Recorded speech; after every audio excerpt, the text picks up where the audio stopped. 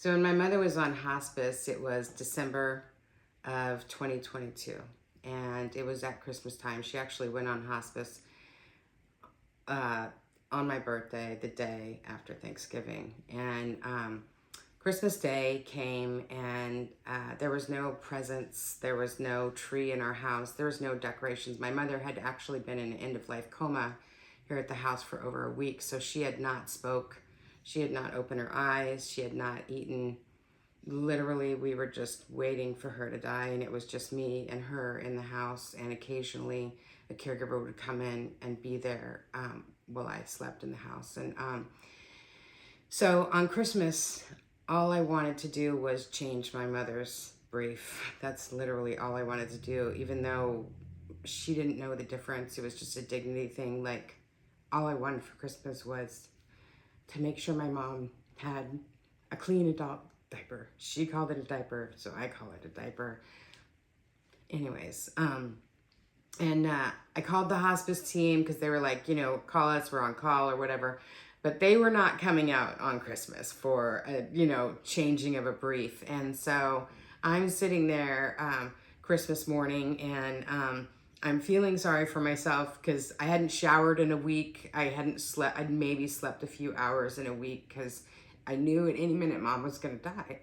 And there's this woman named Vivian that I was friendly with. I was friends with, but not like, we didn't have each other's phone number, right? And I ran a nonprofit at the time, and a few times she had donated items to us. And about a month prior, she had donated some items. I went to go pick them up from her, and her mother had recently passed, and my mother had just gone on hospice. And so we kind of had a moment. We gave each other a hug. We kind of, had this moment. And but we weren't people who like called each other. We were like Facebook friends, and when we connected on Facebook. Anyways, so Christmas morning, she messages me on Facebook, and she says, "Hey, how are you doing?" I'm like, "Fine." I don't know how this, she says, "Well, what are you doing?" I'm like, "I'm just trying to figure out how to change my mom's brief, and I don't, and trying to get hospice to, be here." And she's like, "Well, I can come over and help." And I said, no, you don't have to. Cause I didn't know her that well. Right. I didn't know her that well. And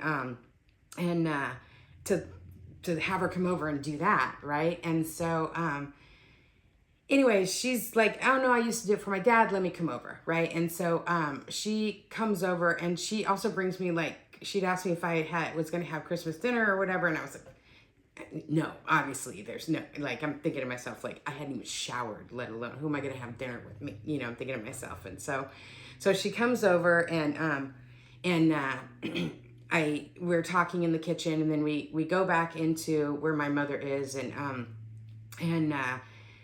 my mom always was like, she hated new people. Right. And so Vivian goes to the end of the bed, and, again, my mother hadn't talked or opened her eyes in a week, and she in this end-of-life coma, just heavy breathing, laying in bed, dead weight, that's why I needed two people to change her brief, because she was a thin woman, but not when you're in the process of dying, right? And so Vivian's at the end of the bed, and I'm still having conversations with Mom and giving her respect, even though she's at this place in her life. And I said, "Mom, this is Vivian. She's here to help me change you." And so me and Vivian, of course, my mom does not wake up. She doesn't say anything. And we change her, move her body all around to change her and clean her up and get her all washed up. And she does not wake up. She does not open her eyes once. And I say, "Okay, Mom, we're going to go in the kitchen." And we go into the kitchen. And for some reason, now my mother was hard of hearing anyways, right? And we went into the kitchen, which is far away from, her bedroom, and we're whispering for some reason. And Vivian's telling me the story about how she had this dream about her mother who had recently passed. And in this dream, her mother came to her and said, like, "Baby, everything's going to be all right. Everything's going to be all right." And all of a sudden, my mother, who has not opened her eyes or talked in a week, starts yelling, "Mom, Mom, Mom." And that's what she used to call me when she was sick, right? And so I'm like, oh my God. And we run in there, we run into the kitchen, right? We run into the bedroom, right? And I'm like, what is it? And Vivian's at the end of the bed, and she does not know Vivian. She never met Vivian in her flipping life.